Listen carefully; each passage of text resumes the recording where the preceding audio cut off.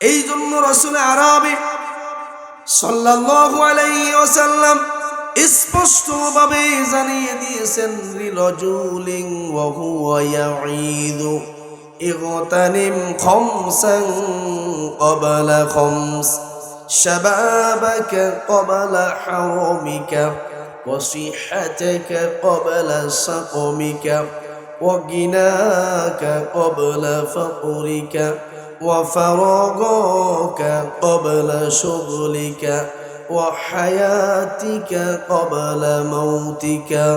রাওয়াহু তিরমিজি শরীফের বর্ণনায় বিশ্ব নবী সাল্লাল্লাহু আলাইহি ওয়াসাল্লাম একজন সাহাবীকে 5টা বিষয়ে উপদেশ দিয়েছেন। কয়টা বিষয় আমার ভাইয়েরা? কয়টা বিষয়? 5টা বিষয়ে উপদেশ দিয়ে বলেন, ও আমার সাহাবী শোনো, তুমি যদি দুনিয়াতে এই 5টা বিষয়কে আঁকড়ে ধরতে পারো তাহলে আল্লাহর পক্ষ থেকে হেদায়েত প্রাপ্ত হবে। লিরাজুলিন ওয়া হুয়া ইয়াঈদু ইগতানিম খামসান ক্বাবলা খামস। শোনো, এই 5টা বিষয় পুরিয়ে যাওয়ার আগে এই 5টা বিষয়কে গুরুত্ব দিতে হবে। কয়টা বিষয়? এবার দেখেন, 1 নম্বর উপদেশ হচ্ছে শাবাবাকা ক্বাবলা হারামিকা। ও আমার উম্মতেরা শোনো, তোমরা বার্ধক্য আসার আগে যৌবন কালকে গুরুত্ব দাও। কাকে? বার্ধক্য আসার আগে যৌবন কালকে গুরুত্ব দাও। কেন? কারণ মানুষ যখন 50-60-এর কোটায় চলে যায় তখন কি আর শরীরে এনার্জি থাকে? এই যে আমার মুরব্বী বাবারা এখানে বসা আছে, ওনাদের এনার্জি আর একজন 30-35 বছরের একজন টকবগে যুবকের শক্তি কি সমান হবে? আস্তে আস্তে ওনাদের ব্রেন লোপ পেয়ে গেছে। কি বলে, কি করে, ওযু কি আছে নাকি নাই, নামাজ কয় রাকাত পড়লো, এটা কি এখন মনে থাকে?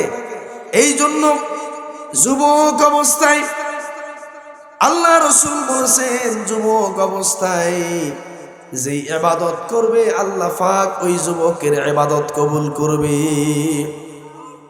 কিয়ামতের মাঠে আল্লাহ রাব্বুল আলামিন 7 শ্রেণীর লোককে আরশে আজিমের নিচে ছায়া দান করবে। কয় শ্রেণী? তার মধ্যে দেখেন, 1 শ্রেণী আছে ওয়াশাবুন নাশা ফি ইবাদাতি রাব্বিহি। 1 শ্রেণী আছে ওই সমস্ত যুবক, ওই সমস্ত যুবতী যারা তাদের যৌবন কালটা আমি রবের ইবাদতে কাটিয়েছি। ও যুবক ভাইরা, আজকে স্মার্টফোন নিয়ে তোমরা নামাজ কাজা করছো, আজকে স্মার্টফোন হাতে পেয়ে চোখের জিনা হচ্ছে। কিয়ামতের কঠিন মুসিবতের সময় তোমরা সেখানে দেখতে পাবে কি পরিমাণ গুনাহ আমলনামায় লেখা হচ্ছে।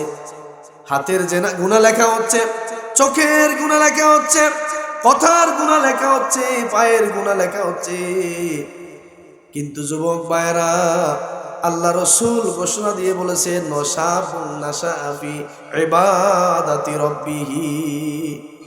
ও যুবক ভাইরা শুনো, আল্লাহ রাসূল তোমাদের ব্যাপারে স্পষ্টভাবে ঘোষণা দিয়ে বলে দিয়েছেন, ওই সমস্ত যুবক কিয়ামতের বিভীষিকাময় মুহূর্তে যখন আল্লাহর আরশে আজিমের ছায়া ছাড়া আর কোনো ছায়া থাকবে না, ওই অবস্থায় যৌবনকালের ইবাদতকারী যুবককে আল্লাহ তার আরশে আজিমের নিচে ডেকে ছায়া দিবে। কাকে দিবে? যুবককে। এই জন্য বিশ্ব নবী বলেন, শাবাবাকা ক্বাবলা হারামিকা। ও আমার উম্মতেরা শোনো, তোমরা বার্ধক্য আসার আগে যৌবন কালকে গুরুত্ব দাও। কারণ এই যৌবন কালটা তোমার সারা জনম থাকবে না।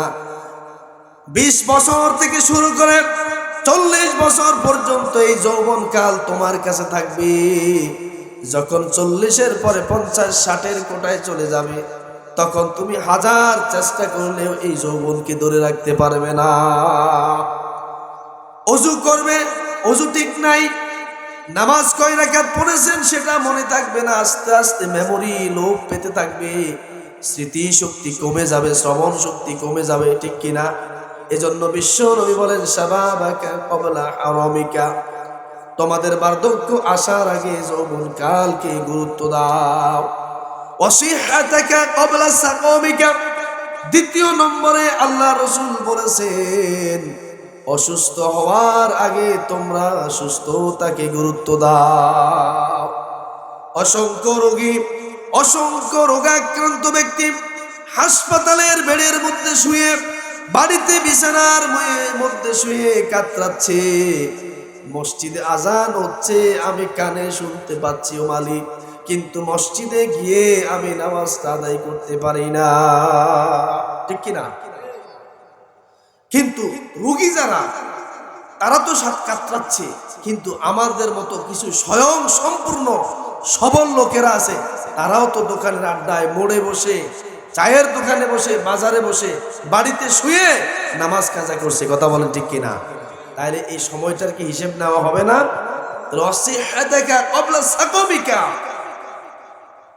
অসুস্থ হওয়ার আগে সুস্থতাকে কি দিতে হবে? গুরুত্ব দিতে হবে। তাহলে কত নম্বর গেল? অগিনাকা ক্বাবলা ফাকরিকা, অসচ্ছলতা আসার আগে তোমার সচ্ছলতাকে গুরুত্ব দিতে হবে। টাকা পয়সা ধন সম্পদ এটা সব সময় থাকবে না, কি ঠিক আছে কিনা? এটা কিন্তু আসবে এবং যাবে। মাঝখানে থাকা অবস্থায় কি পরিমাণ আপনি ব্যয় করেছেন, আল্লাহর রাস্তায় দিয়েছেন, এটার হিসেব হবে কি হবে না, আপনি এটার হিসেব নিতে হবে। ও গিনাকে ক্বাবলা ফাকরিকা, 3 নম্বর উপদেশ হচ্ছে আপনি যখন অসচ্ছলতা আসার আগে সচ্ছলতাকে কি দিতে হবে? গুরুত্ব দিতে হবে। কারণ অর্থ সম্পদ আজকে আছে, কালকে নাও থাকতে পারে, কি ঠিক কিনা? 10 বছর আগে যাদেরকে আমরা দেখেছি টাকা পয়সা নাই, আজকে তারা বিল্ডিং এর মালিক, বলেন ঠিক কিনা? 15-20 বছর আগে যারা জমিদার ছিল, আজকে তাদের বাজারে বিটাও পর্যন্ত নাই, বলেন ঠিক কিনা? টাকা আসবে এবং যাবে, টাকা আসবে এবং যাবে। মাঝখান দিয়ে আল্লাহ আপনাকে পরীক্ষা করবে, কি ঠিক আছে কিনা? আল্লাহ ধন আপনাকে দিয়েও পরীক্ষা করবে, আল্লাহ আপনার থেকে ধন নিয়েও। এই জন্য খেয়াল করেন আল্লাহ রাসূল 3 নম্বর উপদেশ যেটা দিয়েছেন, অগিনাকা ক্বাবলা ফাকরিকা, অসচ্ছলতা আসার আগে তোমার সচ্ছলতাকে গুরুত্ব দাও। কি কথা বল ঠিক কিনা? অফারগকা ক্বাবলা শুগলিকা, বান্দা তুমি ব্যস্ত হওয়ার আগে অবসর সময় কি গুরুত্ব দাও। আজকে যখন নামাজের দাওয়াত দিকো, ভাই আমার ব্যবসা এত বড় হয়ে গেছে, আমার বিজনেস এত বড় হয়ে গেছে, আমি নামাজ পড়ার সুযোগ পাই না, আমার চাকরি এত মাথার উপরে, এত বিশাল পাহাড় আমার মাথার উপরে, নামাজ পড়ার সময়টুকু কি পাই না। এজন্য রাসূল বলেছেন অফারগকা ক্বাবলা শুগলিকা, যে ও আমার উম্মতেরা, তোমাদের যখন ব্যস্ততার সময় আসবে এর আগেই তোমরা অবসর সময়টাকে কি দাও? গুরুত্ব দাও। কারণ অবসর সময়টা সব সময় আপনার থাকবে না। কিন্তু যত বড়ই ব্যস্ততা হন, যত বড়ই আপনি ব্যস্ত হন, কিন্তু আল্লাহর ইবাদত করা লাগবে কিনা, আল্লাহর বন্দেগী করা। এবার 5 নম্বরে আল্লাহ রাসূল যেই উপদেশ দিয়েছেন, ও হায়াতিকা ক্বাবলা মাউতিকা, 5 নম্বরে যে উপদেশ দিয়েছেন, মৃত্যু আসার আগে তোমরা তোমাদের হায়াতকে গুরুত্ব দাও, কি ঠিক আছে কিনা? কারণ একজন বান্দা যখন ইন্তেকাল করবে, মারা যাবে, তখন তার আমলের দরজা কি আর খোলা আসেনি? তখন সে নামাজ পড়তে পারবে, রোজা রাখতে পারবে, হজ আদায় করতে পারবে, যাকাত দিতে পারবে। এজন্য আল্লাহ রাসূল বলেছেন ও হায়াতিকা ক্বাবলা মাউতিকা, ও আমার উম্মতেরা, তোমাদের মৃত্যু আসার আগে তোমরা একটু কি করো? জীবনটাকে গুরুত্ব দাও।